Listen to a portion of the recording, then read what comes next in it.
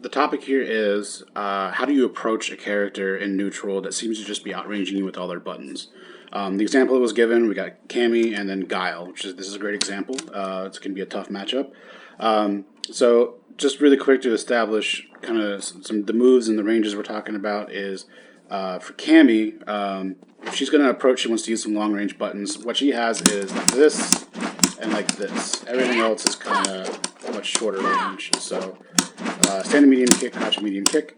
Crouching medium kick's actually not great. Doesn't go as far as it looks. You can kind of see like her foot going through his foot. So this is your longest range button. So I'm going to start with that. She wants to approach with her longest range button. But this kind of sucks because you don't get anything off of it, right? Like you can do like V trigger cancel and like there's stuff, but for the most part, just nothing. So it sucks that he can just block, and even if you hit, it doesn't really do anything, right? It is still a useful and important poke for her to use, and we're going to get to why. But like the main move that's probably a big problem for most people is like his crouching medium kick, right? He's got a really far-reaching one. It's really, really good. So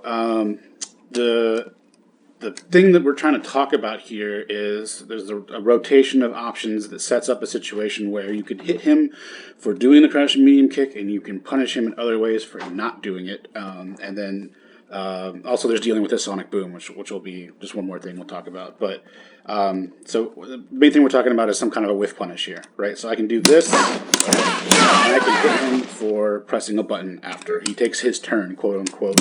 He should press a button on -4. He can press something, and I can't like do this twice.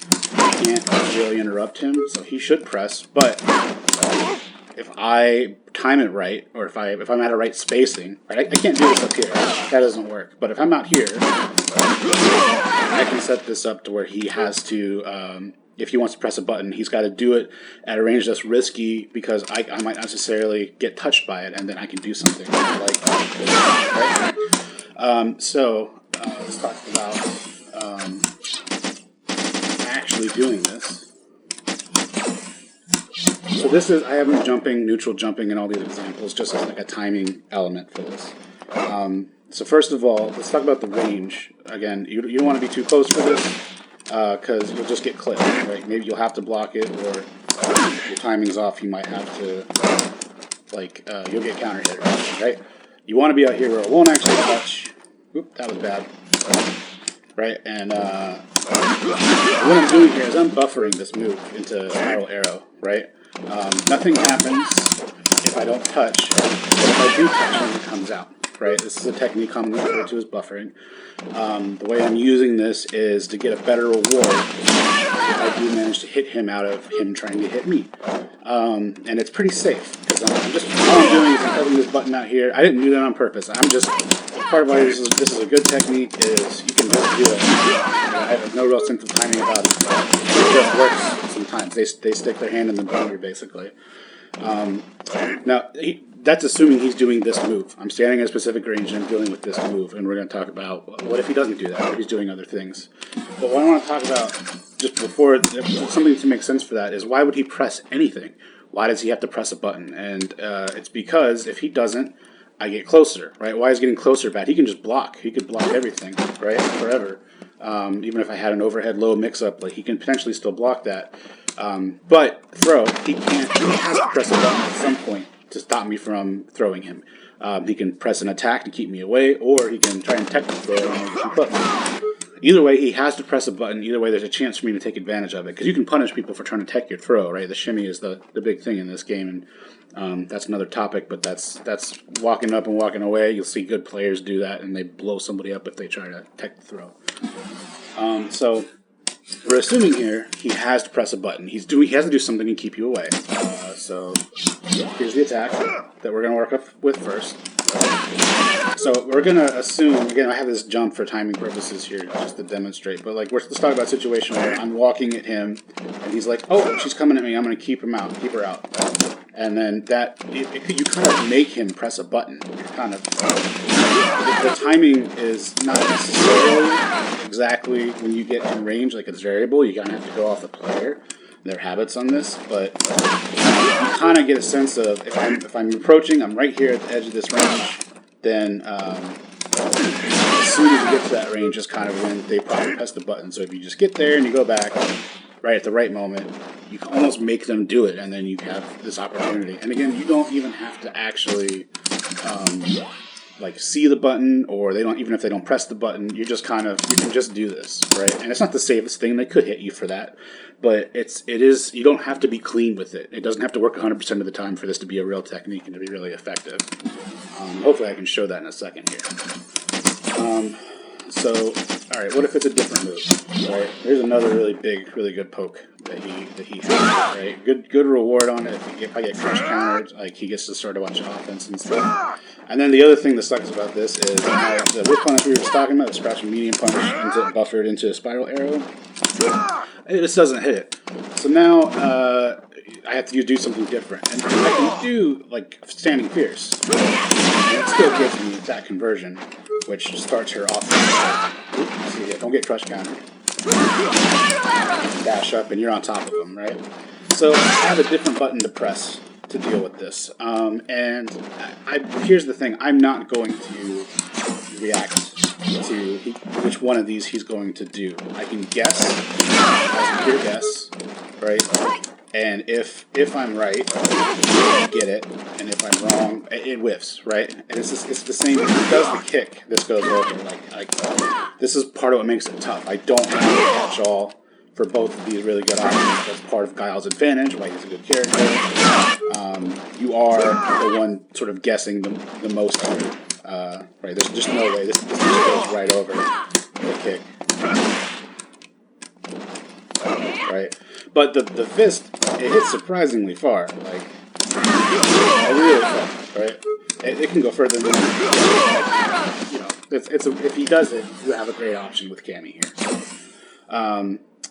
So like he could do these two different things. He can do more than that, obviously. Like, how do you know? And this is when it comes down to the tendency of the player. You need to observe, are they the kind of player, like when you do this, what do they do? You can test their defenses by moving around and checking the spacing.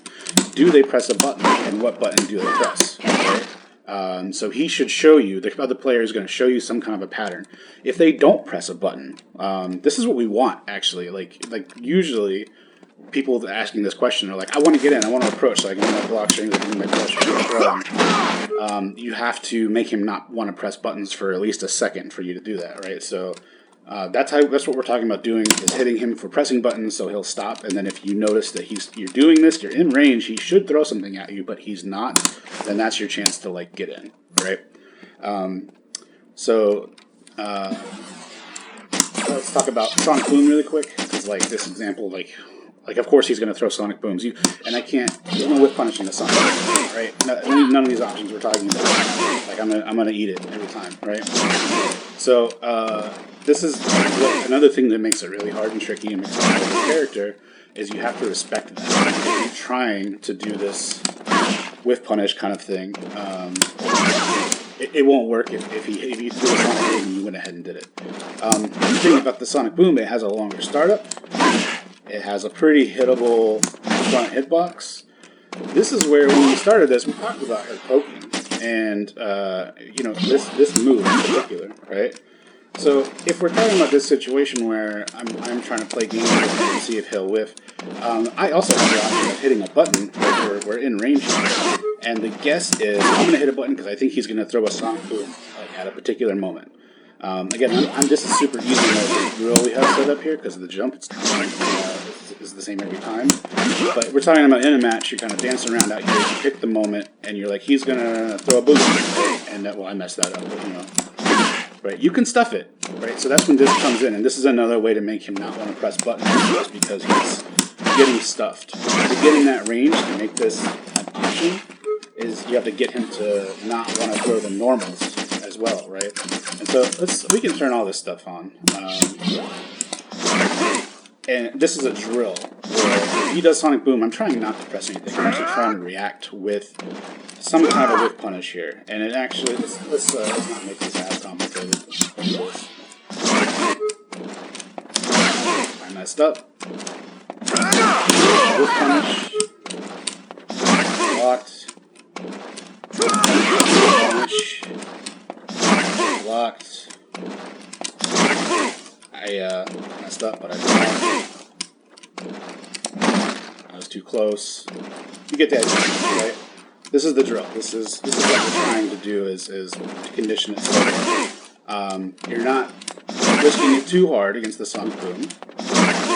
But if something else comes, you've got him, right? Again, it's hard because like, what if we mix this up? What if we do all this? You just look by the tendency of the player. If you see the play, the character switch, you're not reacting to the specific move. You're reacting to you saw him do something, right? Then you just already have this loaded, fully loaded. That this is the one that I'm choosing to use if I want to do the whiff punish, right? And then it might not work because he did something different, but that's fine. That's the game. You're guessing. At least you're making a guess at a moment when it makes sense. I did it in that range right there. Right. This is the one that I'm choosing. It's only going to work against the kick. Well, I'm too close, so it works anyway. So block. Come on.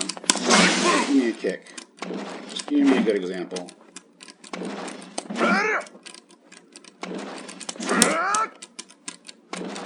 Oh, come on.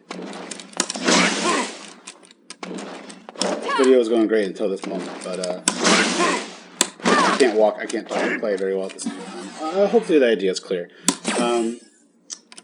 Right, you can add more options to this as a drill. Again, the timing, we're using the jumps, so the timing on this is the easy mode. Like in a match, you have no idea what the actual timing is. You can do certain things, like approach a certain range, and hopefully they react in a certain window that makes it more obvious, like when you actually press a button and do this. But it's all somewhat of a guessing game, and it's not in your favor when you're the one trying to hit them for throwing out a poke. You're making a couple of different you're combining a couple different elements into one guess here. It's tough. But if it works, you're in. Now you're in. He can lose the whole rest of the match off of that knockdown because she's just that scary, right? So you can get hit by a couple of sonic booms, a couple of normals, but you finally get that hit, and then you're in and you win. That's the matchup. That's how the matchup goes.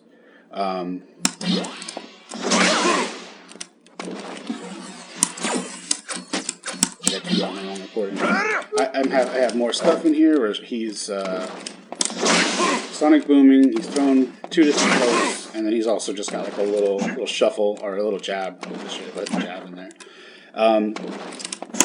If you do this drill and you see a limb, you don't see the sonic boom, and you try to whip punish, even if you do it too slow, that's a success. You're training the skill. You're actually building it up. And you can get faster at it, but that's how you start. If you're like, okay, he twitched, he did a move of some kind, I am going to try and hit it, right? And that's good enough. That's enough that you can start trying to apply it in real matches and get it sometimes. You only need it to work sometimes for it to have value. That's really good value for some certain characters. Candy definitely is one of them. One more thing to talk about here is this isn't, I don't want to call this a whiff punish, but this is something, this is part of Footsies, is if you have somebody that is sticking out a foot like this, they probably don't want to do two buttons in a row, right? Here I have him, he's doing the kick and the punch, and if I'm going to let him kick, and then I'm going to attack right after, not with that. She doesn't have good punch. We'll go back to this. This is a great show. Yeah, like he can't swing two things in a row. He's risking getting hit off, right? Because I haven't blocked. I'm not doing anything. So if he throws it and then tries something else, he gets countered it, right? So as long as you're taking your turn and poking him back sometimes, even if you're not actually whiff punishing, like you're discouraging him from pressing, just mashing buttons in a row, back to back to back, right? So if it's like that, and you've convinced him, okay, he's going to block, so he's holding down back, just after the kick whiffs, right? Then you can actually dash up. And like this isn't easy. This is, you need to be, again, primed, mentally primed. You're ready to do this because you're expecting it to happen. But you can approach. You can get some kind of, you can't always dash, but sometimes you just have to walk forward a little bit, right? And you can get him to whip a throw up and then shimmy and then blow him up. That's just another element of this. It's not, the whiff punish doesn't always have to be a button down. It can just be, I gained some ground because I know you're gonna hold down back because it's the right thing to do to try and block my turn, the thing that I'm going to do to either punish you or just stuff you for trying something else. So this kind of goes, this is an approach, and they're using buttons like this. If they whiff one, that is a potential thing you can do. Again, if it's a sonic boom, that doesn't work, right? Sonic booms are good, but if he's throwing a lot of booms, that's the secret, is you want to get within a certain range where you could stuff the boom. And now you're in range of his normals, but if you're stuffing the boom, then the normals are going to come out, and the normals are what you can hit him for to actually get like all the way in. And then now you're playing the game. That's the matchup. Hopefully that's clear. I hope I gave good examples for this. This works different for every matchup. Where you're standing could be further away, it could be closer, it could vary. It could be good spots in multiple places on the screen. There might be no good spots because like Dawson's one good thing you can do is way over here. If he does some of his long range limb stuff, you can maybe sweep it or like get like one single hit. Like there's not a big way in on him for the most part, like there is in this example, but like those elements are still there. This is still how you develop the skill. If you want to be able to hit any specific move, you want to know like, okay, this is my favorite whiff punish, but it's not working against the low kick. What else can I do? This is what you do: is you go into training mode and you try stuff until you find something that feels like it works pretty good. Then you have something. Then the next time you fight Guile, and it's a player that loves to do the 5-knuckle shuffle. Now you know, I know what I can do. I can just hit them, right? I don't want to boom on right now, I just want to do that, right? And then you fight another Guile and he loves crouching medium kick more. Okay, now you have an option for that, just if you've done all this. They might hit something different, like, different players do different things, but if he's mashing sweep, then you just block and punish. If he's throwing standing medium kick, that's not a very scary poke. You can still whiff punish that one with like basically the same. It's complex, but there's not as much complexity as you might think. You don't need to have a different response and a different spacing for every single move. If you can generically do this skill, then you potentially hit them for, when they're hitting a button. And if you're wrong, you're wrong. You whiff sometimes, they hit you out of it sometimes. That's the guess. That's the game. You're playing the game. Hopefully that makes sense. That's it.